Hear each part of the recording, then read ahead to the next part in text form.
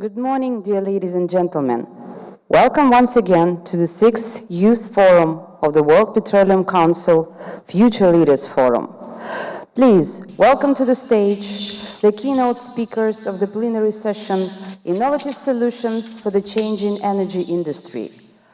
Dr. Ali Al-Mishari, Manager, Head of Upstream Research and Development, Saudi Aramco, Saudi Arabia.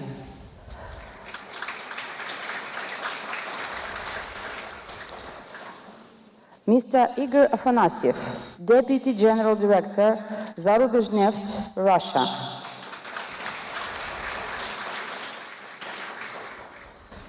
Mr. Jeff Schellebarger, Chair of the 23rd WPC Organizing Committee, United States of America.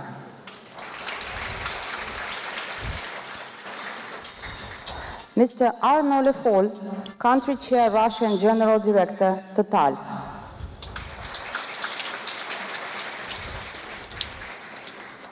And now, we have the honor to welcome to the stage the moderator of the session, petroleum engineer at Saudi Aramco, representative of Saudi Arabia in WPC Young Professionals Committee, Abdul Karim Al-Safi.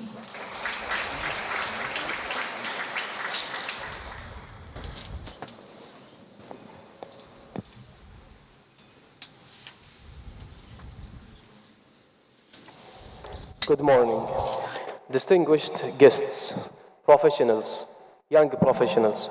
Welcome to today's plenary on innovative solutions.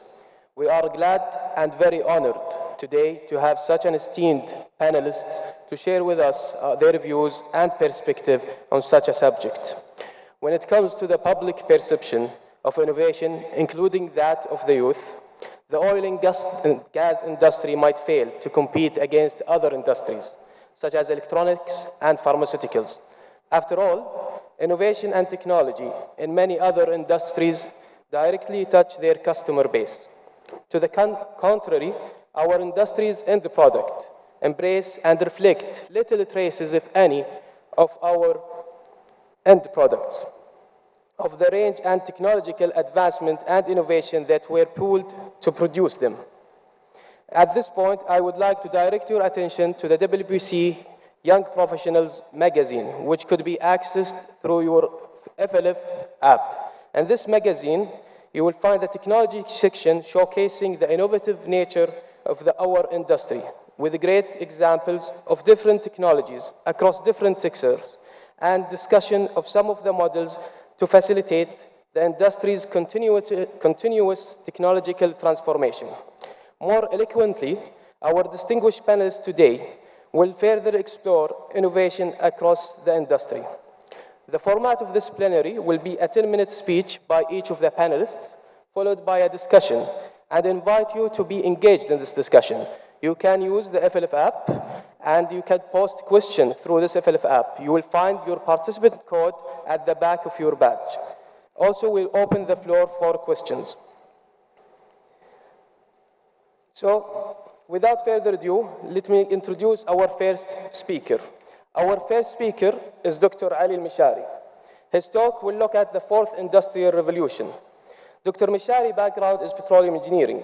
He has held various managerial positions across Saudi Aramco upstream value chain, including the management of the Upstream Research and Development Center. Please join me in welcoming Dr. Ali Al-Mishari.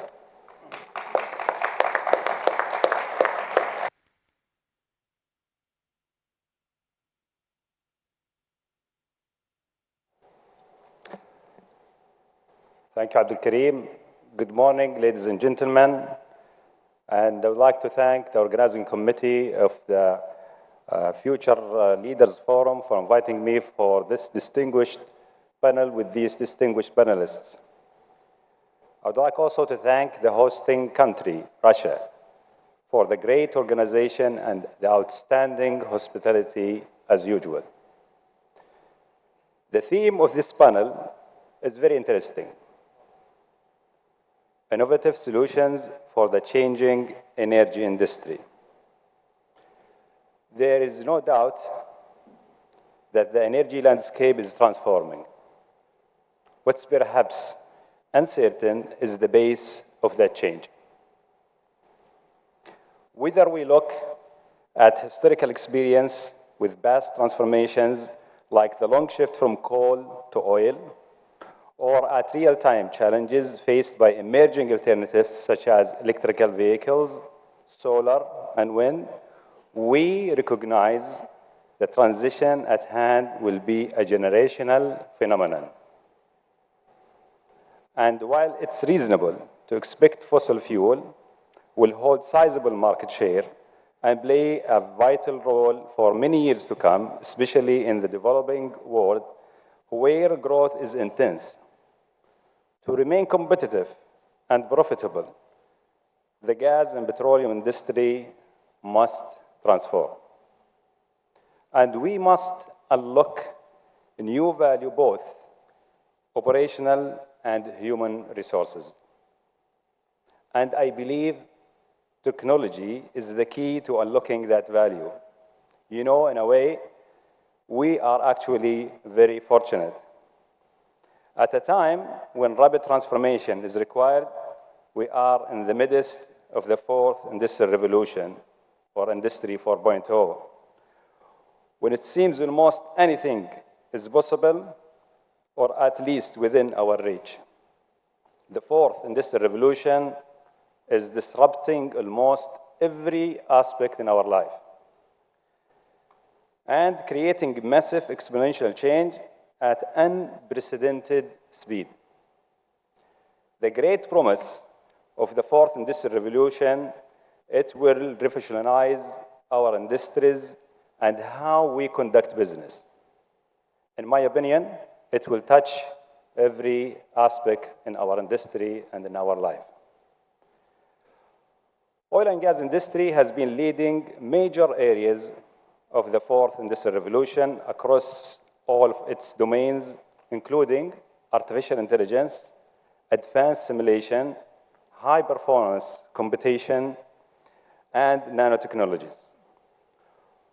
Although we have far exceeded many aspects of the revolution already, we are still advancing our business and research in areas such as big data, data analytics, robotics, Internet of Things, and virtual and augmented reality.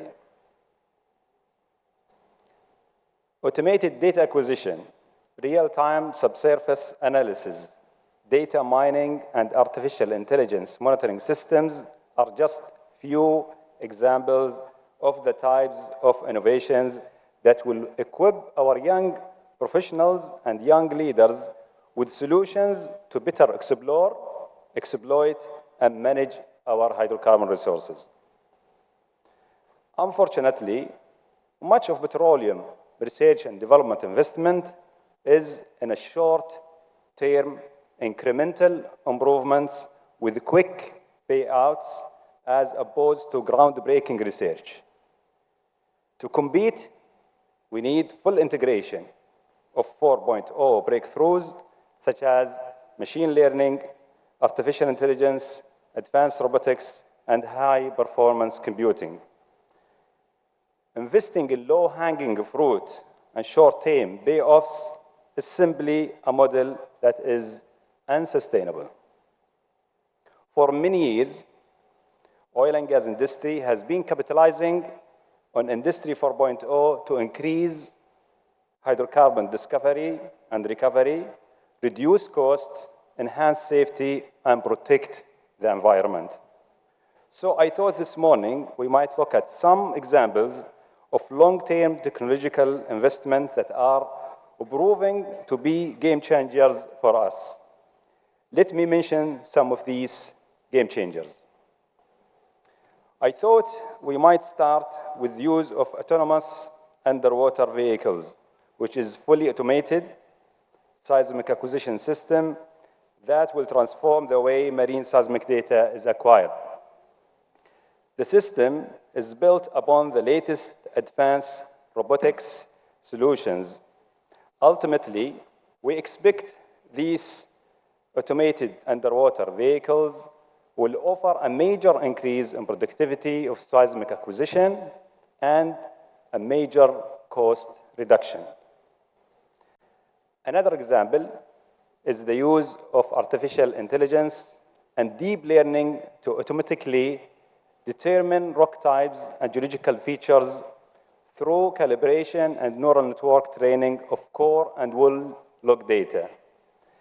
This has enabled a huge increase in the accuracy of our 3D geological modeling, leading to better well placement and improved field development decisions. Developing a fully integrated seismic imaging software designed for exascale clusters is needed. It should use high-performance computing to support next-generation depth imaging and model estimation algorithms. This, in turn, should improve seismic image processing efficiency significantly. The goal is to enable geoscientists to interactively and efficiently build high-resolution and high-fidelity Earth models, especially in regions with challenging and complex geology.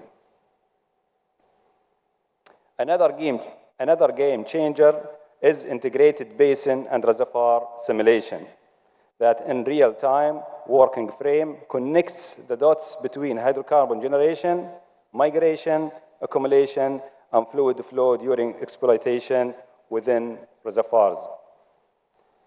Ultimately, such integrated models will simulate detailed geology formation with dynamic gridding covering huge basins.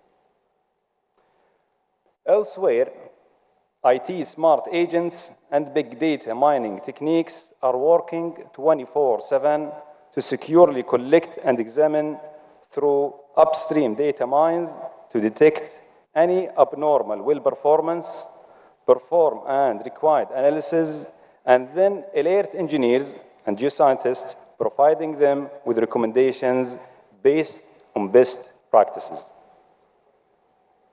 These advancements were made possible through leveraging new technologies, operational efficiency, economies of scale, and fit-of-purpose contracts.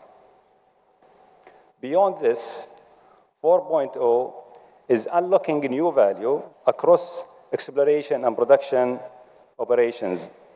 We are able to increasingly predict and prevent drilling problems before they happen. This improves safety, reliability, efficiency, in addition to helping protect our environment. Optimum field development plans are helping the oil and gas industry maximize profitability, maintain potential, and reduce the cost per barrel. So, from robotics to automation to artificial intelligence to big data analytics, the industry is developing capabilities that for some of us would have been unheard of at the beginning of our working career. But my point here is not to talk about technology for technology's sake. My point is that most of these capabilities are the result of the merging of existing technologies, fused and taken to the next level through collaborations within and even beyond the traditional industry ecosystem. Whether it is a full-scale partnership and test deployment with a leading robotics company or simple collaboration with a university around a difficult algorithm, Industry 4.0 gives us an opportunity to redefine our industry by working together. So let me close with some challenges for each one of us. First, is to use this forum as a tool to spark collaborations that will grow beyond this room. Second, we must continue to invest in our people and developing our future leaders.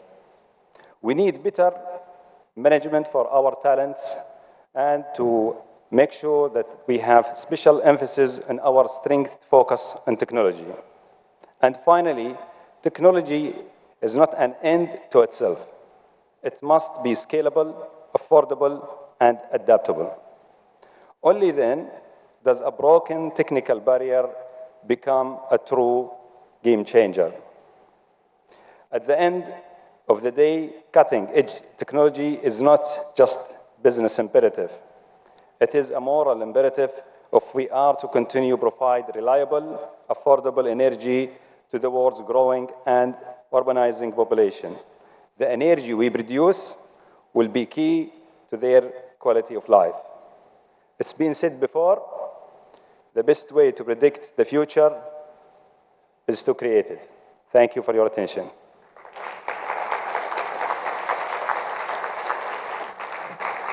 Thank you, Dr. Ali, for a very eye-opening speech. It was very clear from the various technologies that you have introduced that it does offer our industry great opportunity and possibly position us and the mankind and at that stage of realizing another industrial revolution.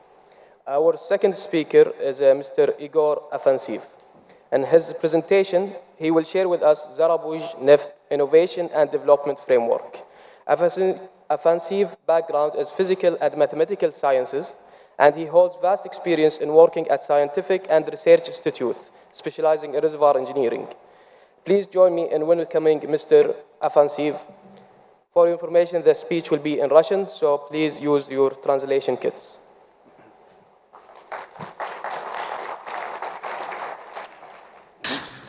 Good morning, dear colleagues. Allow me to tell you our take on innovations in contemporary world.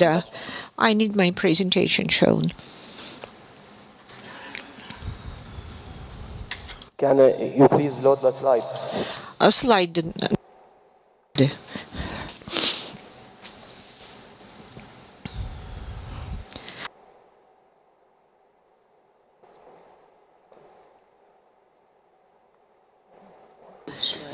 Нет, ну если он их просит, значит, он их давал. Нет, у первого. Ну спят люди, спят. Вчера они... Итак,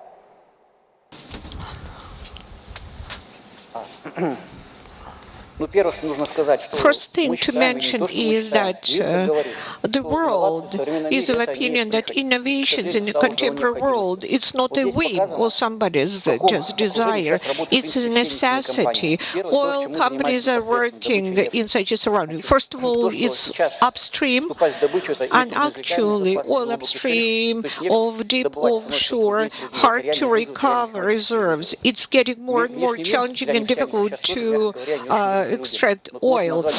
Externalities are hovering over us. There are different factors. Actually, it's electromobiles. Everybody expects that there will be a revolution in engines and in batteries, which will change our world. Maybe we will not have to use internal combustion engine then. The alternative sources of energy, renewables like solar energy, windmills and others are broadly used. Technologies are evolving and people are looking for other sources. One groundbreaking technology will turn around the entire oil world. And good news which are helping us to live along in this rapidly changing world, it's AI, artificial intelligence. If we set up the right algorithm, it will be very helpful for us to put together data pools and be helpful to make the right decision. That's the world we have to live and to make decisions, which is very challenging. That is why each and every oil company, depending on its SWOT analysis, has to structure its analysis and focus on different things. Our company is not very large, slightly more than 10 million tons in production, but our reserves are very complex and difficult.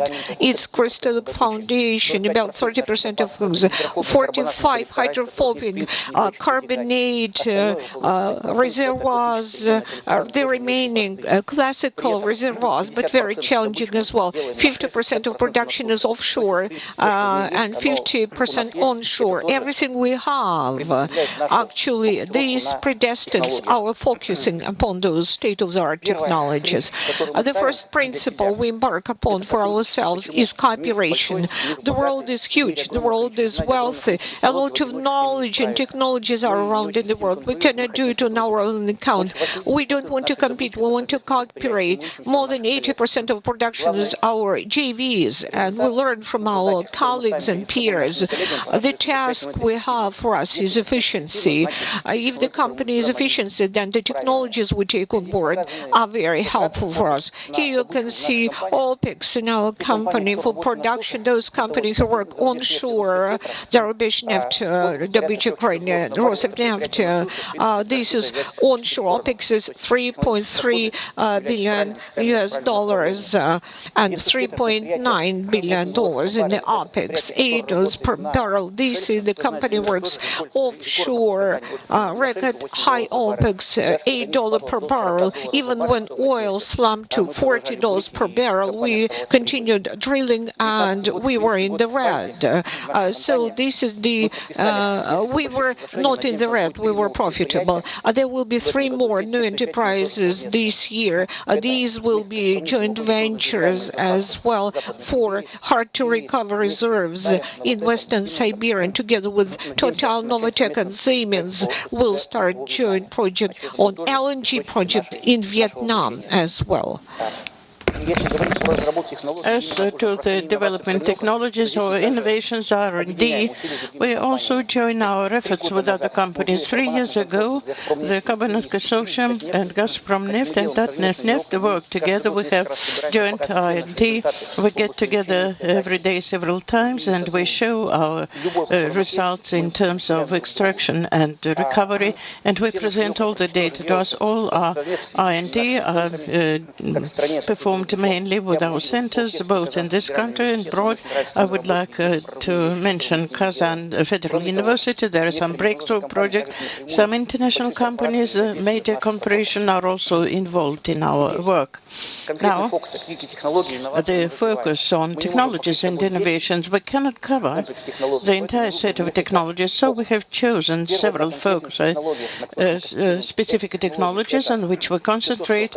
This is what concerns geological exploration, how to find reserves where they have already been prospected but were not found, then development of complex carbonate reserves, then the development of the fields with an unbalanced system of development, old fields, how would they produce oil as long as possible. And this year we have started the project on alternative energy.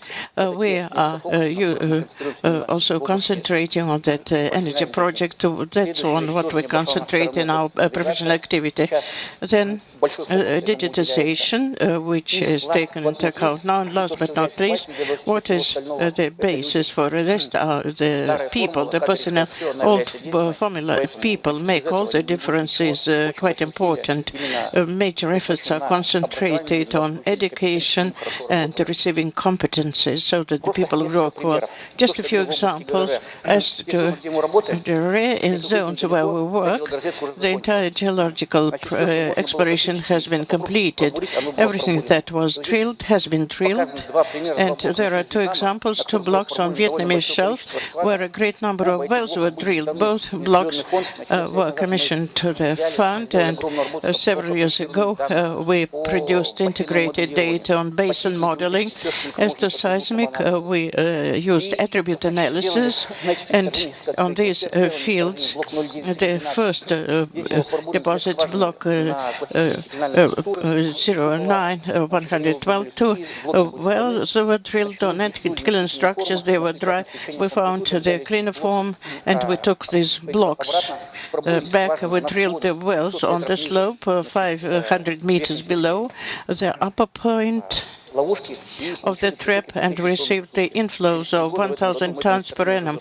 In 3 years, we have already commissioned, and this year it will give about 5,000 tons. Several blocks that were not successful, we have resuscitated them. Second, intelligent training and seismic. We work with a crystalline basement, and the drilling has been completed.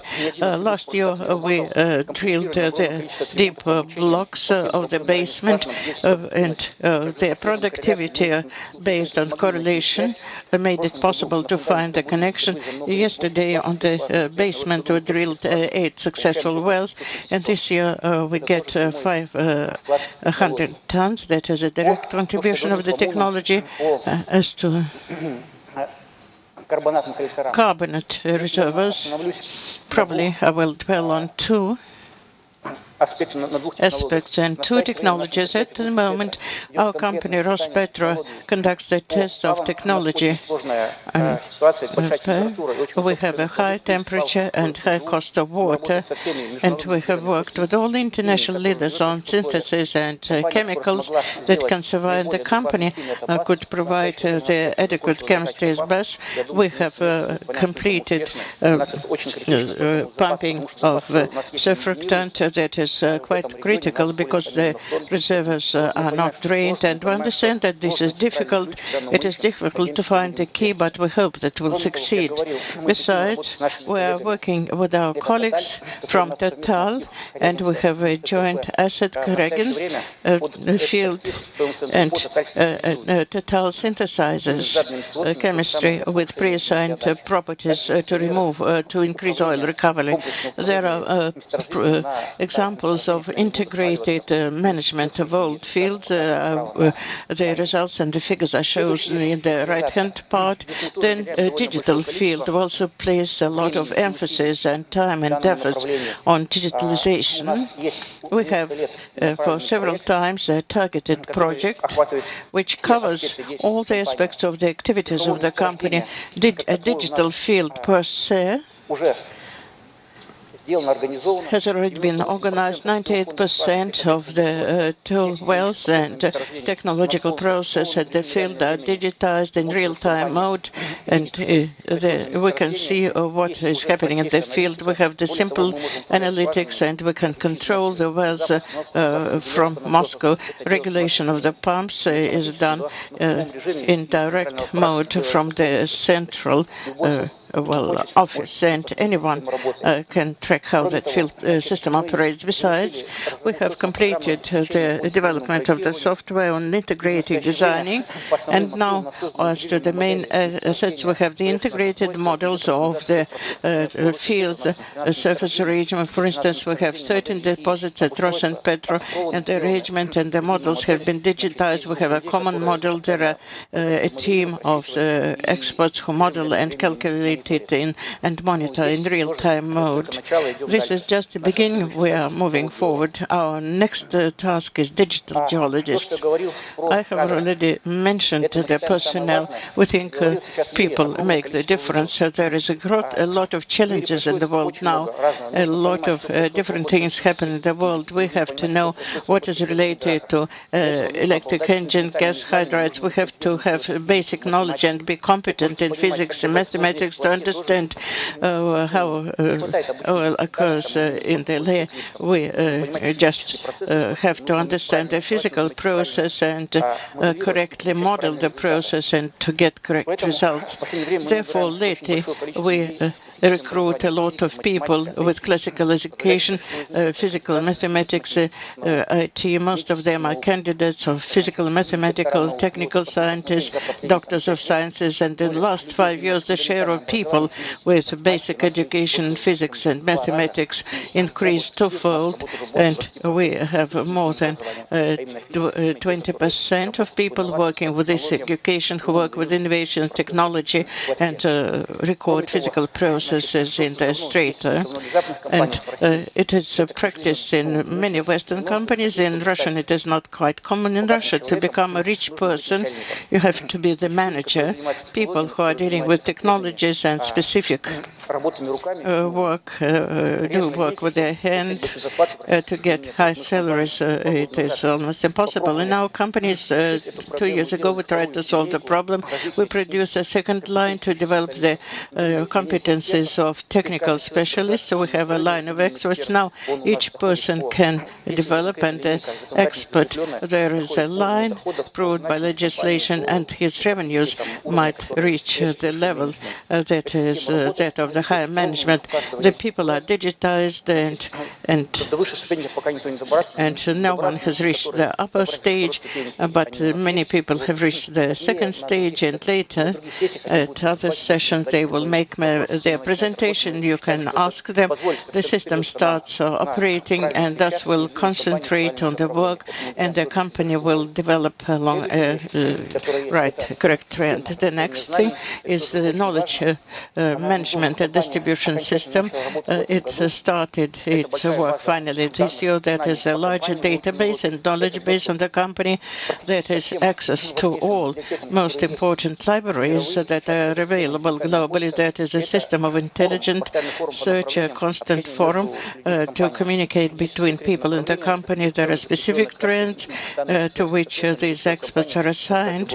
So any question can be asked and the answer will be received. The system operates quite actively. Probably some time will pass, but now about 40% of people in the company are using it and using its results in their work. And as they say in football, you might play well, but the final result will be on the tabloid. But that is our main result. These are results of 2018. We drilled about 10 exploration wells, about 82% last year were successful, and drilling resulted in discovery. We replenished more than 1,000% of the reserves. 3 years ago, our basic production was about 30%. Now we increased it by 15%, and the economically efficient new wells account for 90%. But we often take a risk going to the zones that are not quite understandable. Production, even without new acquisition, is increasing. Probably we have, if we exhausted our possibilities, we can buy new assets, and the economic performance increase. One of the indicators rated with coal and with the price for coal, and the second part are changes that bring innovations to our company. Thank you. Thank you, Igor, for a very informative presentation and technically rich slides. Actually, the impressive result that Zarabuj Neft has achieved in 2018 clearly showcased the value of structured investment in technology and innovation. Thank you. So our third speaker today is Mr. Jeff Shillebarger. In his talk, he will offer a broad perspective on innovation within our industry. Jeff's background is geology. He is currently the chair of the 23rd World Petroleum Congress Organizing Committee of Houston. Previously, Jeff held technical and senior executive positions with Chevron in the US, Canada, Angola, and Indonesia. Please join me in welcoming Mr. Jeff Shillebarger.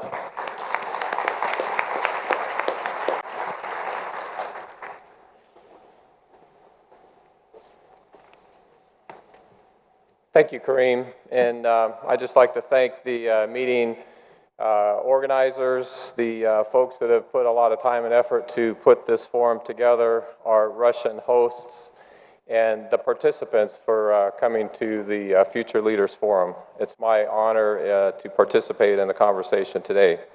As Kareem said, I am the organizing chair. I'll put a shameless plug in for the 23rd World Petroleum Congress in Houston. Our theme is innovation, and we plan to more deeply explore a number of the different innovations that are going on in the global petroleum industry at that Congress. We also plan to create an innovative environment for those attending the Congress. So hopefully many of you all can attend that Congress in Houston in December of 2020. I do have a lot of experience in the global petroleum industry, almost 40 years. What I can tell you is I'm passionate about how innovation can affect and change our industry. I have been very active over my career in understanding new technology applications, understanding the challenges of the industry that we have, and trying to work with teams to find those innovative solutions to what are generally very difficult challenges. What I'd like to do is make just a couple of comments today about my history and experience with innovation and where I think we are going or what's important to continue that innovation across our industry. Many of the comments made today I would agree with. The most important point I would like to get across is that our industry is over 150 years old, and we are still here today because we have found ways to innovate to solve the problems that we've faced over the course of time. We're a vibrant industry. We're supplying affordable oil and gas to the rest of the world from very complex, difficult environments, difficult reservoirs, things that were unimaginable even 15 or 20 years ago.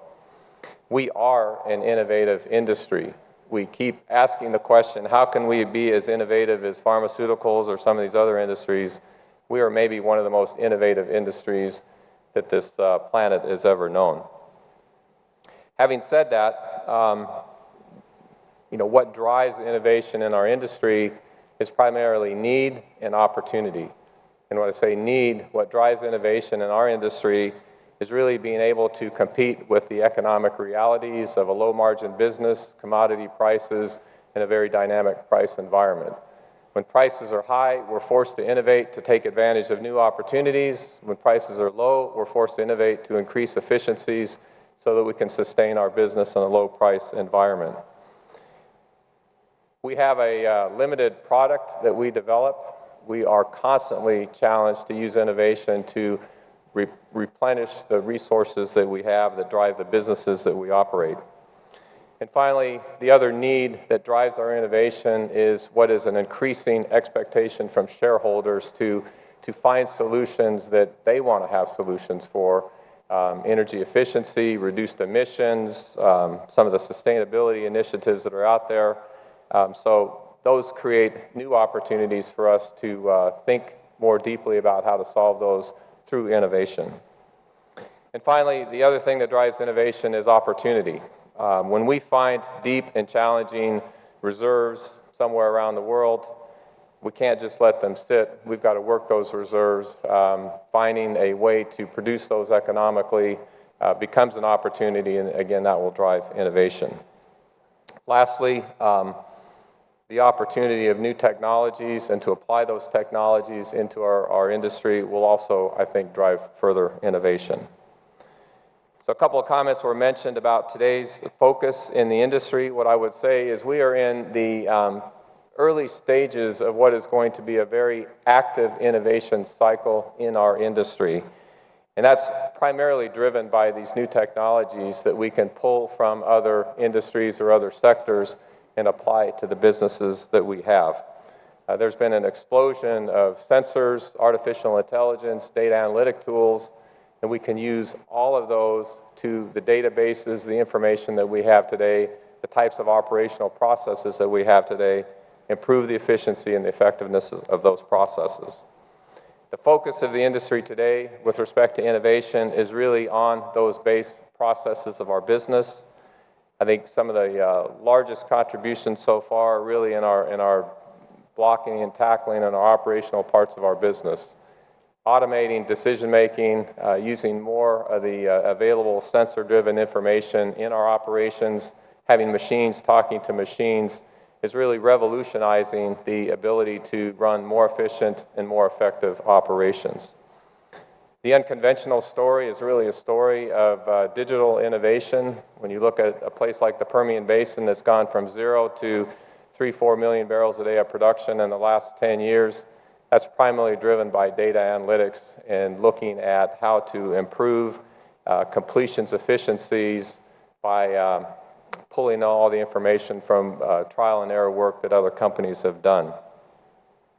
We mentioned reservoir characterization. I think that's another area where applying data analytics to geophysical information, to petrophysical information, and seeing more of the attributes that drive that reservoir performance, and then being able to optimize our drilling programs around that are other examples. If we go and look into the future, the opportunities, I think, are endless with respect to technological innovation.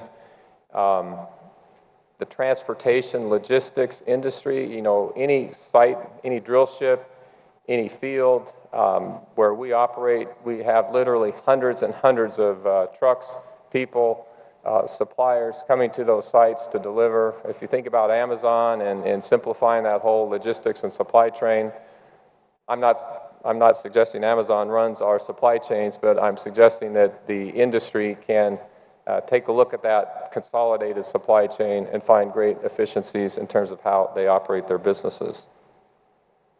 So let me turn to what's important. Our industry is based on innovation. We need innovation to continue to succeed.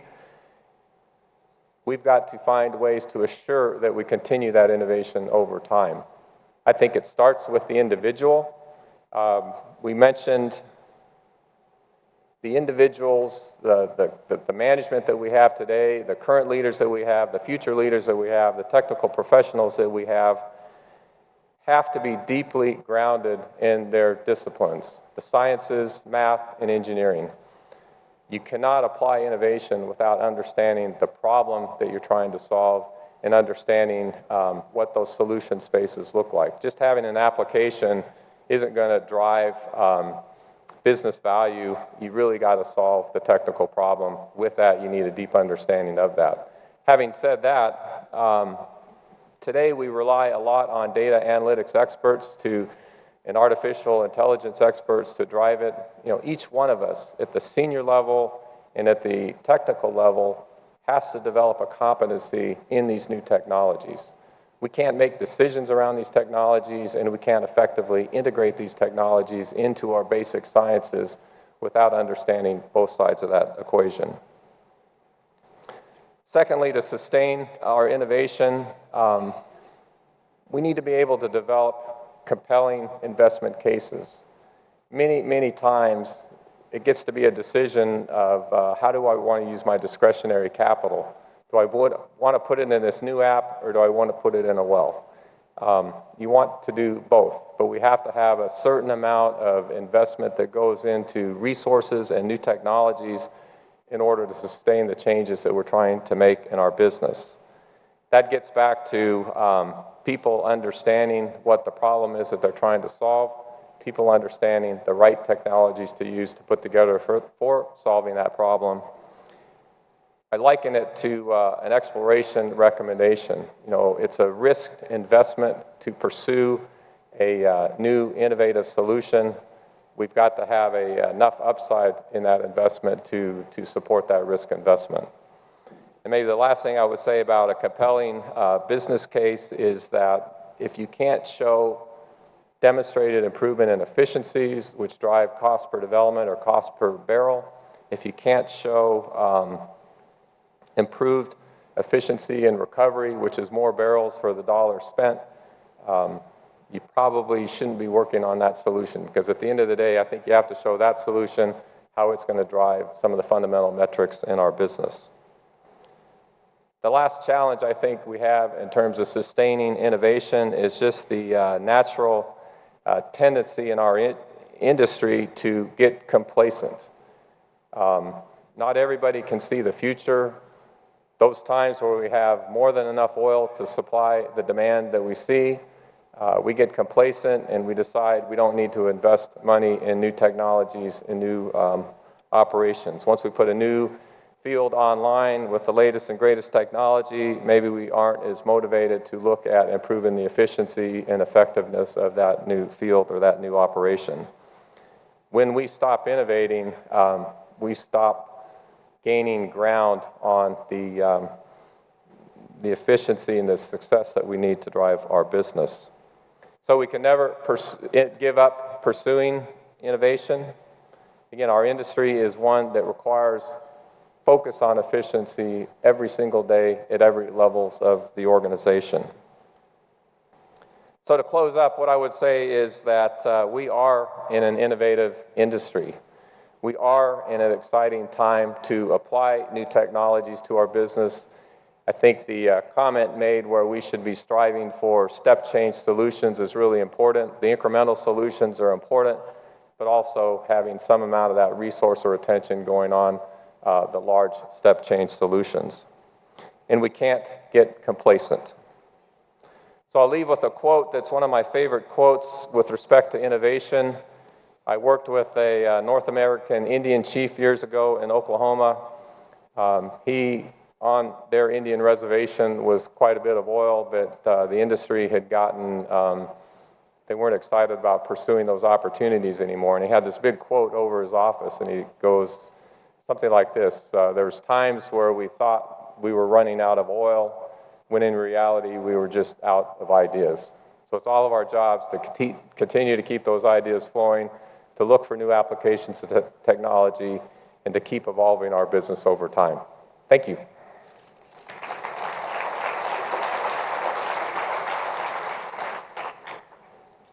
Thank you, Jeff, for a very encompassing presentation. It offered a clear overview of the opportunities and the drivers for innovation within our industry. Thanks very much. So last but not least is Mr. Arnold Liefel. Arnold will talk us through Total's natural gas and LNG development efforts here in Russia and the relevant innovation. Arnold started his career in the public sector with various positions at both the Ministry of Finance and the Ministry of Economy. He joined Total as strategy analyst and progressed through several management positions. Thank you, and good morning to everyone. Just a few words about Total to start. Total is an international company. We produce 2.8 million barrels a year after a significant growth over the last year with, as you can see here, 8% production growth in 2018. We are present all over the world. We are as well number 2 in liquefied natural gas business. I will show you why. We spent a lot of money on research and development, $1 billion last year, and it's for research and development only. It doesn't cover all innovations, obviously. Now, if we look at Russia, Russia is actually more than 400 KBD for Total. We consolidate our share in Novatek. We are shareholder of Novatek for 19.4%, and we consolidate our share in various projects. We have one project with Zarubezhneft that was mentioned many times in the presentations of my colleague. It's the Kharyaga production sharing agreement. In the north, we have shares in 2 gigantic LNG projects, Yamal LNG, which started the 3rd train back in December 2017, now finishing the 4th train. And we just entered into the future LNG project called Arctic LNG 2, which will start up in 2023. We have some activities in the domestic gas as well, with the field of Thermokarstovoy. And we have other activities along the oil and gas supply chain with distribution of petroleum products. But in other sectors of the energy industry as well, we have the Saft batteries, for example, settled here in Moscow and selling in Russia. You will recognize on the picture our nice Russian asset, the Yamal LNG plant under the snow in the north, which we are very proud of.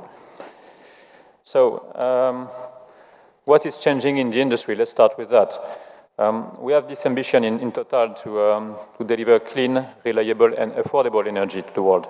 And clearly to do that, we integrate climate change into our strategy. We want our strategy to be compatible with the future changes that will come from regulations, from innovations, and from competition in this industry. Which means first, improving efficiency in our operations. Second, develop a low-carbon electricity business. The third one is to promote biofuels for our customers. Number 4, which is very important, is to think about carbon sink businesses for the future, which we will need. I will show you why. And fifth, and I will spend more time on that, is growing into the natural gas business. This is all backed by the International Energy Agency scenarios compatible with the 2-degree scenario of the Paris Agreement. So first, improving efficiency in our operations. What we want to achieve is improve by 1% every year. It doesn't seem that is a lot, but actually it's already changing to do. So far, since 2010, we have achieved 10% improved efficiency.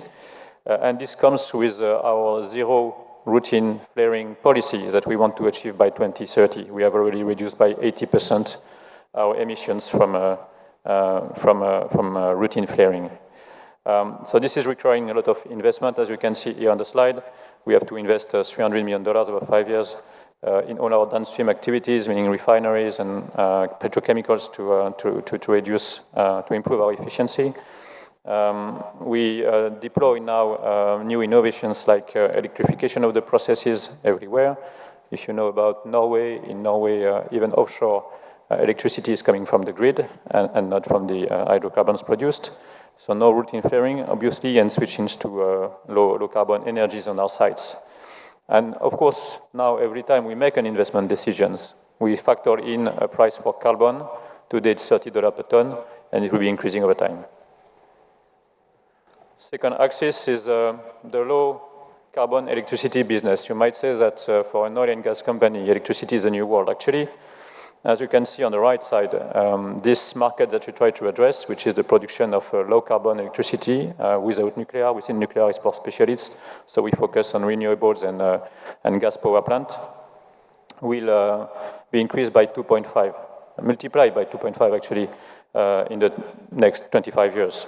And we want to address that market. So it starts with having electricity production capacity. We have 3 gigawatts today, mostly in Europe, and we are targeting 10 gigawatts in 5 years. We work on storage as well. I mentioned the SAFT company, which is here in Russia, present here in Russia, and this company will provide solutions for storing energy in the future. And third, we want, as we have done in oil and gas, we want to integrate till the final customer in the power business as well. So we are developing power marketing companies, today focused in France and Belgium, but growing.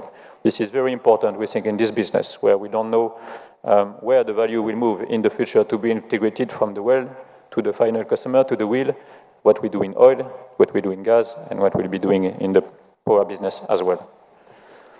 The third axis is about biofuels. This business will grow, we think, by 4 to 6% per year. And in the energy business, that's actually a lot. So we want to be there. We are already the first marketer of biofuel in Europe, but we develop production as well. We started this year one of the largest biorefinery in the world. It's in Marseille, in the south of France. And we developed biogas as well in Western Europe and in the US, biogas that is then used either in the domestic pipe network or for sale as natural gas for vehicles. Fourth axis, and this is an important one when we think about the future, is carbon sink. What we do think is that our business will have to target carbon neutrality at some point, maybe second half of the century. And for that, given the nature of the business, you need to think about two things. First is natural sinks. So we will be now dedicating money, $100 million per year, to protecting forests, mangrove, etc., in order to capture at the end the carbon that is emitted by us and by our customers. The second thing, which will be strategic as well for the industry, is what we call carbon capture, utilization, and storage, CCUS. The technology, it exists. We had the pilot in south of France, in Lac, and now we are developing industrial-sized demonstrators in Norway and in the UK. The challenge will be to find the right business models for that, so we need to decrease the cost of the technology, and we need to find the right regulation and incentives to integrate it into the value chain. And now, fifth axis, natural gas. We spend a bit more time on this one. Of course, natural gas is key in the whole energy business transition. The first target of natural gas is to replace coal as a fuel for power production. For many reasons that you know very well. First one is that it's largely cleaner in terms of CO2 emissions, minus 50 to 60% CO2 emissions for the megawatts that you produce. It's much cleaner in terms of local pollutions and local pollutants, and this could have a tremendous impact on the way to curb emission in the future. The second aspect is that actually a perfect companion for the renewable electricity production business because it's much more flexible than coal. to manage, and it helps to address the non-predictability or the variations in the renewables production that you have due to natural conditions. And to do that, our first focus now and for the future is mainly on liquefied natural gas. As I said, we have the second portfolio in terms of liquefied natural gas in the world. We have like 10% market share in this business. This one will be growing like by 5% per year as well in the future. So again, a fast pace for this industry, and we want to be there. And to develop that, of course, two things. You need to reduce the cost for production of LNG and transport of LNG. And second, you need to develop the market. So here again, we invest to the final customer. We engage in regasification capacities and in gas-to-power facilities in order to develop the market for liquefied natural gas. One example is Vietnam that was quoted by Zarubezhnev, where we have this project of regas and gas-to-power to develop based on gas that will come from Russia. One of the challenges that we will face in the LNG business as well is the methane emissions. And this is critical because, as you know, methane is much more impactful than CO2 in terms of global warming. So we want to decrease from 0.3% to 0.2% our emissions in the methane emissions and losses in the process. Some innovations to achieve this objective of making energy profitable. Here in Russia, we develop very cheap natural gas in the north. The reserves are huge on the Yamal and the Gidan Peninsula, but it's remote. To build the Yamal LNG plant, we had to bring 34,000 people on site in the north of the Arctic Circle, and this was a logistical challenge. So what we have now put together, together with Novatek for the new Arctic LNG 2, is we say, let's build the plant in some other place, and let's bring the plant to the site. So that's the design that has been decided. This is gravity-based structure, so it's a concrete structure that we will build in Murmansk, and then we will tow this structure with the modules on the top to the site and sink it in the river, as you can see here in the picture. This will help us to dramatically reduce the overall cost capex for the plant compared to the Yamal project. A second innovation that you need to give a value to those resources is that you have to be able to transport the gas from the north of Russia to the final markets, to the customers. And as you can see, as you know, the North Sea route is not yet opened year-round, so you have to find technologies to be able to navigate in the ice. And we developed what we call the ARC-7 LNG carrier. You have some examples here. ARC-7 LNG carriers are unique in their kind. Only 15 in the world built by the Yamal LNG project today. And they are able to navigate today without icebreaker support in summer on the North Sea route, westward and eastward. So we can reach China directly in summer with those ships, and we save 15 days of transport.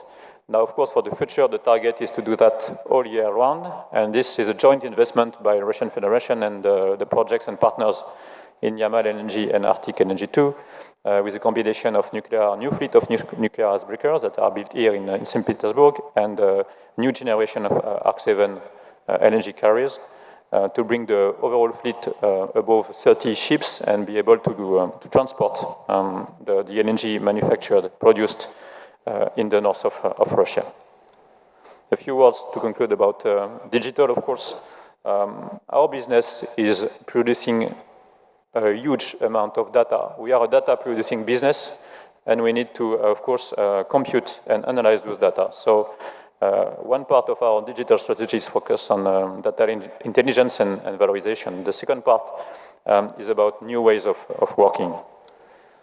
So when you want to do a data analysis, you go to the best-in-class. We partnered with Google to develop intelligent artificial intelligence team of 30 engineers, and they are focusing on two things.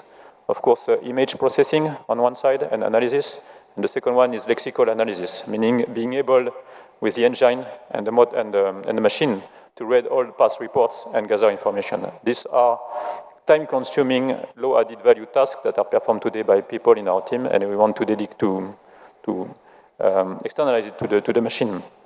And actually, it's working very well. The project is still going on, but we expect quick results, and this will allow us to dedicate our people, our geologists, geoscientists, to more added value tasks. With huge amount of data, you need a huge computation power as well. We just started what we call PANGI phase 3.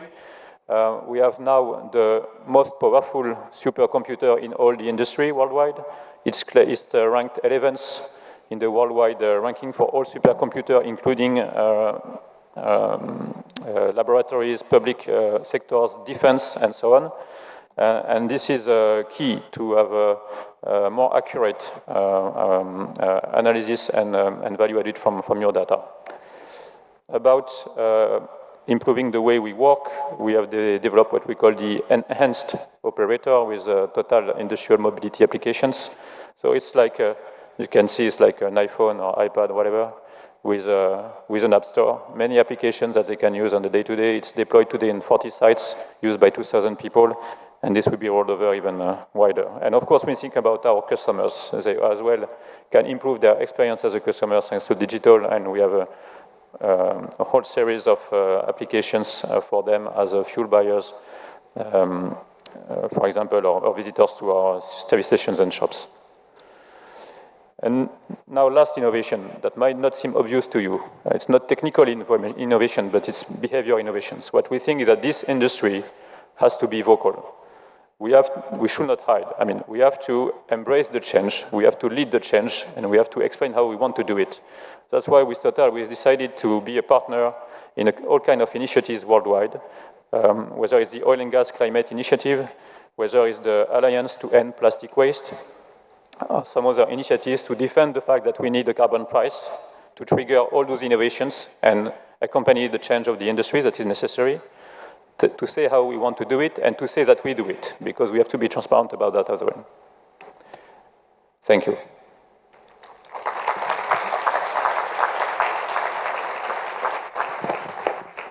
Thank you, Arnold, for your presentation. I'm sure it has inspired our audience, especially my fellow Russian colleagues. Now we'll start a discussion. We received a couple of questions, a few questions in the app. We will open the floor to questions in a bit after, so warm up, think about your questions. Now, if we reflect back to the talks of our distinguished panelists, we would observe that digital innovation was one point that came across all talks. So let us first focus on this subject. If we look at digitalization, artificial intelligence, and many components of the forecasted fourth industrial revolution, we find that its underlying science has existed a decade or two ago. Not only that, but such technologies have already been part of certain workflows within the industry, like automated history matching, monitoring of production networks. So given that, why it's only that today that we think we are in the forefront or at the forefront of another industrial revolution? So if these technical digital tools have such capacity to revolutionize our industry, shouldn't that have happened long ago? So what's different today? And first, I would like to hear from Dr. Ali Mshari. Sure. I think in our industry, we are not late in this game. When you look at what we do in order to simulate our giant resources, we were doing a lot of big data analytics,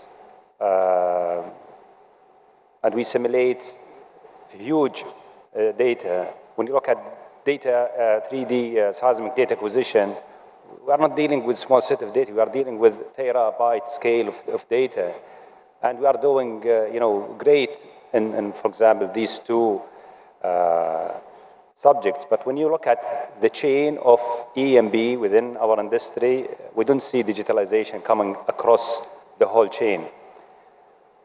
And this term of like the fourth industrial revolution is just, I think the name of the term is just new for our industry. I think what we should do right now in order to be at the, like a leading level, we need to make sure that the digitalization will come across the whole value of chain that we have for our E&B. For example, when we start for 3D seismic, the data should be analyzed on the spot and sent wirelessly to the centers where you can make the processing and interpretation. And right away, if this is for an existing asset, it should be incorporated with the geological model and simulated with 24/7 digital fields where we collect a lot of data in real time and we are not capitalizing on them. We can take the data and simulate and get the decisions prepared for engineers in order to better manage our resources. So I think if I want to put a vision, I would like to see an autonomous data acquisition across the whole chain of E&B and to make it ready for people to enhance their decisions to better manage our resources. Thank you, Ali. Anyone would like to add to that? So why is it today that we think, why is it digitalization and digital technology is today taking the forefront of our industry? Но я думаю, что совместились два фактора. I think that two factors coincided. First, IT industry has been subject to qualitative, not quantitative changes, and new technologies of data processing and storage appeared, special algorithms that make it possible to quickly analyze and to offer new solutions. What previously was the incipient stage, now it is at a different level. It can help the industry, and the companies are mature enough, and the competences in the companies are such that they can receive these tenders. IT industry has offered the solution, and the companies can receive it, and that's happened. Thank you. Jeff, do you want to add? Well, I think similar to the other statements, the biggest change today is the availability of relatively simple tools to analyze and cross-correlate data. We've got a lot of data, as many people have mentioned, in our business. Where we're finding the real success with data analytics, for instance, is the fact that we can take financial data, real-time operations data, machine performance data, subsurface, real-time subsurface data, cross-correlate all this information and look at optimizing each one of those elements in the value chain process. I mentioned earlier, when we look at supply chain and logistics, there are companies out there in the world today that are changing those businesses because they have the ability to look at that data and understand the inefficiencies of that business and drive, better transportation routes, reducing the number of interactions between companies, et cetera, to drive efficiency. So I think we have better tools today than we've ever had. The second big driver that I've noticed in the last 5 or 6 years is that the industry has woken up to the opportunity. So as the leaders, future leaders, technical professionals in the industry start to understand the applications of these tools and these concepts, they're being deployed more rapidly in the businesses for those solutions. So that would be, I think, the biggest change that I've seen so far. Okay, thank you. I think we have been looking at those concepts for quite some time. And as was said, the technology became quickly available only in the last few years, and we tried to embrace those technologies immediately. Now, actually, one other driver is that when barrel is at $100 or when it's at $50, you don't look at innovation and looking for efficiencies the same. And I think this was another driver to say, okay, we have to reduce our costs. We have to look at each and every opportunity to be more efficient. So let's take the best tools in class that we can find today. And on top of what my colleagues said, I think the economic driver was another strong driver for us to embrace more this new world today. Thank you, panelists. So across our value chain, I think, Jeff, in your talk, you said that digital tools will be utilized and they could revolutionize across the value chain, from exploration to transportation, whether it's refinement, production. So my question is, across that value chain, where do you see digital tools offering the greatest opportunity to change and revolutionize our day-to-day business?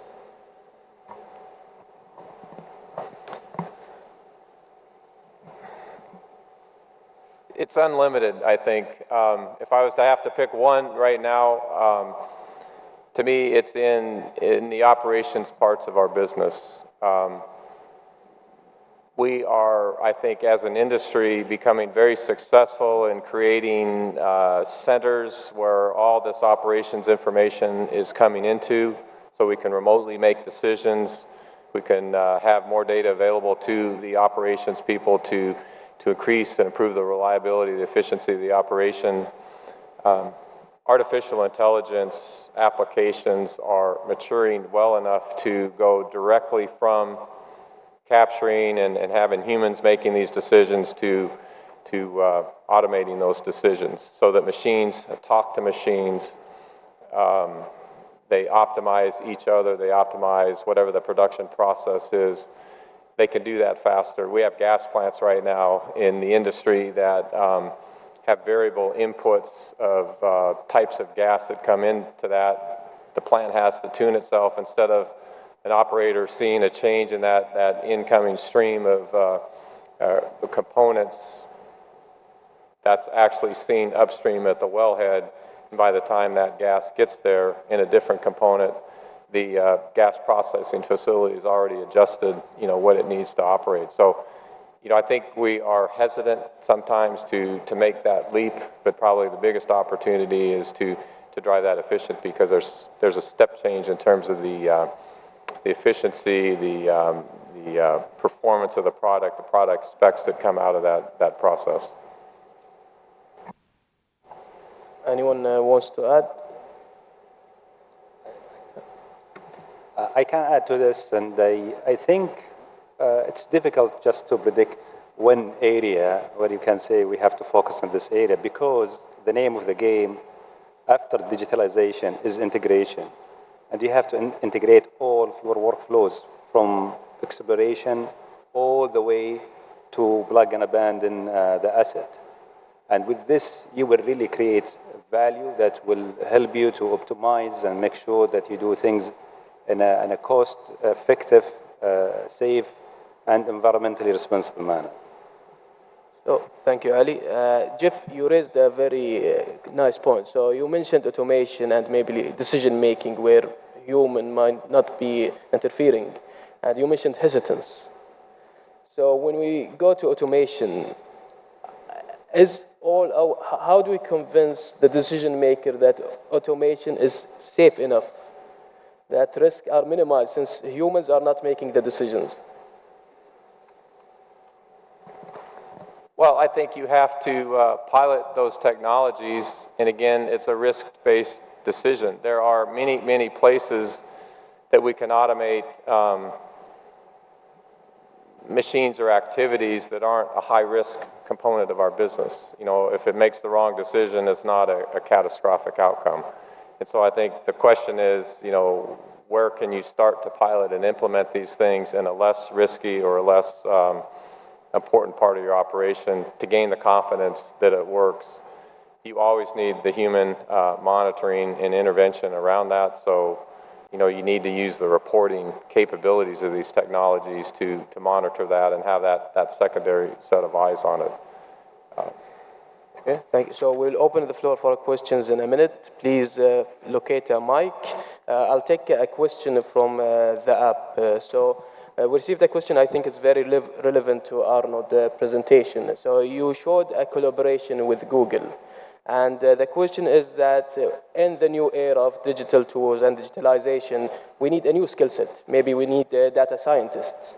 So beyond collaboration, how would you compete with those giants in attracting the right talent, attracting computer scientists, data analysts? Yeah, that will be a challenge indeed. No, today the new concept we are working on is what is called the digital factory. It's a new center that will be starting early in 2020, where we will bring our experts from our classical domains, right? And we'll bring developers as well, and partner, of course, with the digital industry. And in this digital factory, we intend to to develop our own, make our own developments for the business in what we call the startup mode. So you start quick, you fail, you change, you restart. And so one way to answer your question is to say we will try to embed into Total and reproduce the ecosystem that is so attractive for those talents to join. Maybe offer them a field, I mean, the energy business that is key, right, and for every life on Earth and for the future. So with a domain that is that makes sense, that has a meaning, that is bringing maybe value to them, and a work environment that is that competes, or at least try to reach the same standards as what is offered in the Silicon Valley, for example. So we call it Digital Factory. It will be starting early 2020, and we hope that we'll be able to source our next innovations from there. Okay, thank you. Anyone? Ну, я, наверное, вообще не вижу проблем. I don't see any problems of attracting the best people and the best competences to our industry, because we work in real production. What we are doing is immediately implemented and gives the results. People come to us and they take interest in their work, and I think that our sector is probably one of the sectors that will make it possible for the person to impact the result and to get feedback from the result. People are coming, we have money in our sector, so the people get adequate salary. At least we have no problems with attracting talented specialists. And with the companies and universities with which we are working, and all the projects with our company are interesting for them. They can develop, they can get new information, and they have a very good, give a very good and quick response. So that is a life system, and new technologies and companies and clever people come to us. I think we won't be abandoned. I can also add, I think talented people is the main asset for our industry, but we need to review the way we train and attract our young professionals. I think maybe you can see most of the schools around the world, we have new majors called CS+X. And this is something I think very important for our industry that, you know, for example, when we want to develop a geologist, we need to make sure that they will be equipped with all digitalization and fourth industrial revolution technologies while they are doing their study, not to wait and just focus on geology major and then graduate and then go for another training. And I think a lot of schools now, they are reviewing their curriculums and they are doing a lot of changes in order to make sure that our future engineers and geoscientists are equipped with the fourth industrial revolution technologies like artificial intelligence, data analytics, and dealing with big data. So it's not what you said at the end. It's not only attracting outsiders, but it's also training our talent that has a background in the geosciences and engineering with those new tools. Exactly, and as you mentioned, then we are really competing with big companies, which is outside our industry, because we are collaborating with these companies, and these companies, they are excellent in all of these fourth industrial revolution, but they don't have the technical background that we have in our companies, so they are attracting our talented people. So also, you know, in our industry, we need to go and review how can we retain and further develop our young talented people. Okay, so the floor is now open for questions. So there is a question in the middle there and in the back. So we'll start with that.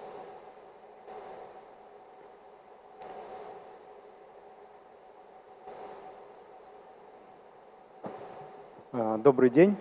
Good afternoon. We're talking about innovations and about artificial intelligence, digitalization. This involves decreasing the number of jobs. How are you going to solve the problem of this problem when people become redundant? We're talking about training of the young people, but we're not saying anything about those employees who are just working.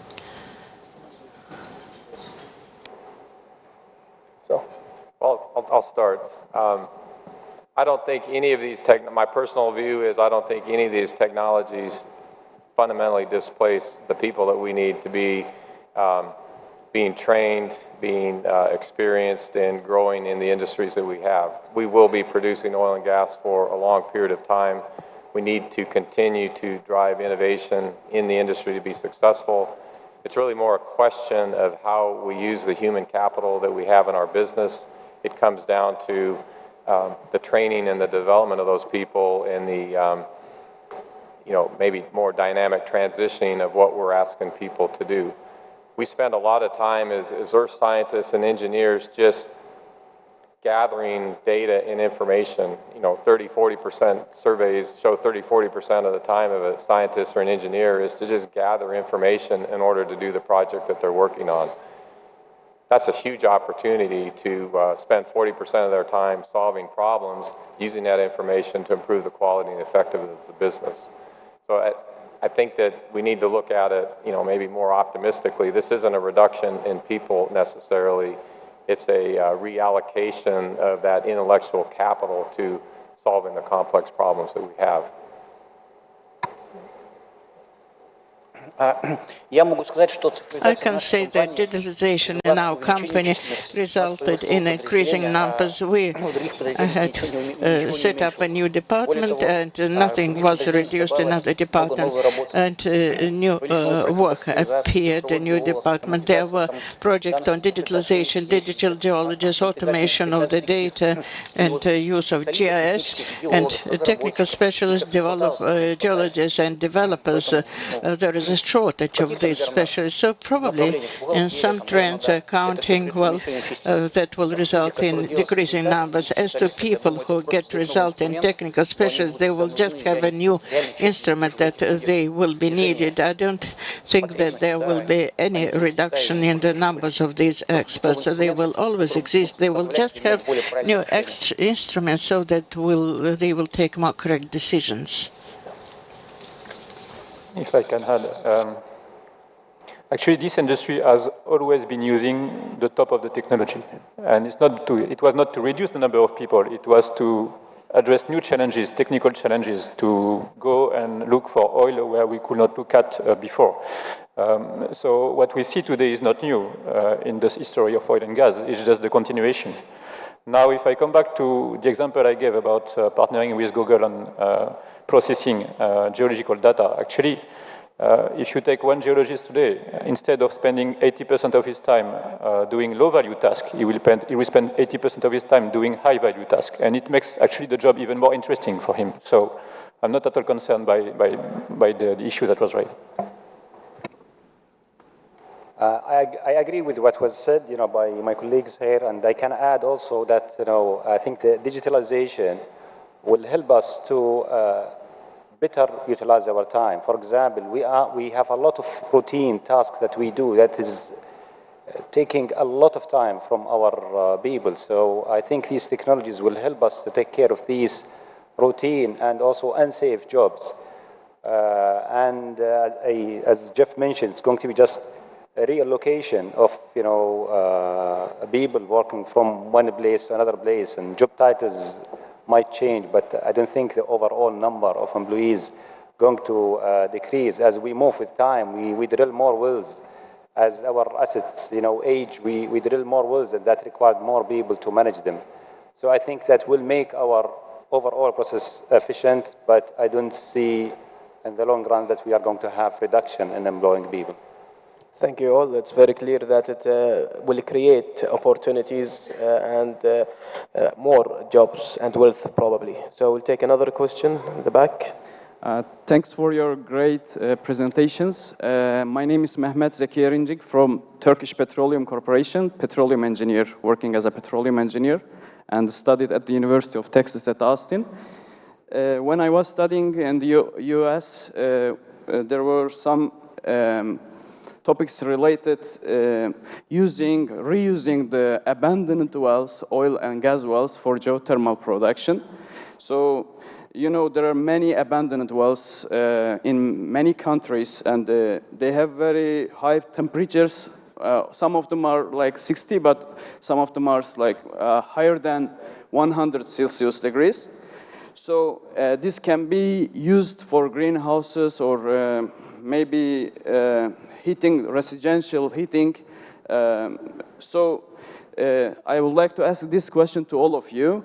What do you think, or do you have any projects to use abandoned wells, the abandoned wells for reusing them as a geothermal source to produce electricity from those?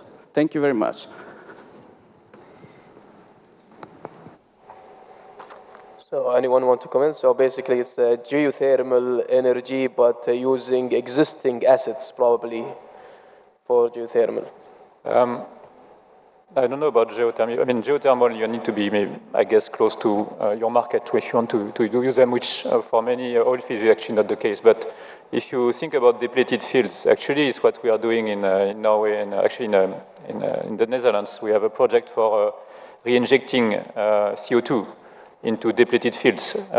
And so that's one way, because here you're really on the spot. Where you produce the oil and gas, you have already the piping system, and you can reverse and try to store in the field the CO2 that you have captured in the industries onshore. So yes, there is probably a future to be explored for abandoned assets for new usage.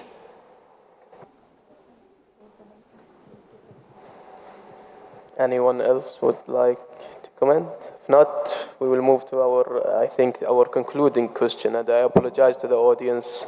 There won't be enough time for more questions. So to conclude the session, if you're gonna pick one technology that you think will be a game changer, what would that technology be? I think this is the most difficult question. You can't really just think about one technology in order to have quantum leap impact and game-changing technology. It should be a combination of many technologies together. But if I have to answer a question, a big one, I think artificial intelligence these days with 5G is going to be really an amazing technology if we regulate it well to help us not only in our industry but across all aspects of our life. A doctor, for example, in Russia can make a surgery for any patient anywhere in the world using the 5G and artificial intelligence and robotics. So I think artificial intelligence with 5G is going to be a high-impact technology. I think I'll agree with the previous speaker. Artificial intelligence is the game changer. It will redefine the world the most. It's the rules of storage of huge volume of information, treatment of information, finding regularities, good tips to make right solutions. AI, yes, artificial intelligence. I'm also a fan of artificial intelligence, but I'll pick another one. So to me, the remote sensors that are being developed and then the connection of those remote sensors into decision-making processes are really important. And an example is it's really important that we monitor the fugitive emissions that come out of our couplings, but in our pipelines and our processing systems, et cetera, et cetera. That is a very time-intensive operation for humans to go and sniff these things and tighten those up. There's sensors out there today, drones, cameras, whatever, that can monitor 24/7 very large and complex facilities and look for those fugitive emissions and send that information back using artificial intelligence or automated tools and make the adjustments that they needed.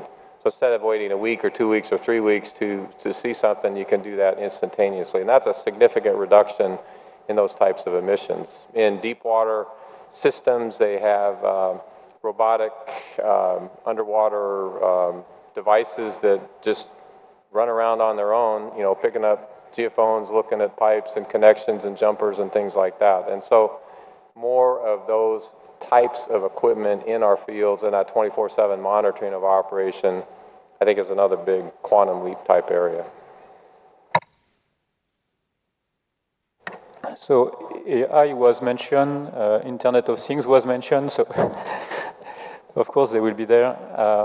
If you think longer term, I mean, those are very useful to improve the way we operate, definitely, and be more efficient in usage, in our using of financing and CapEx. But if you think long term, we'll have to solve the issue of our image and the way we are perceived, because that's critical for us to continue to produce and deliver energy.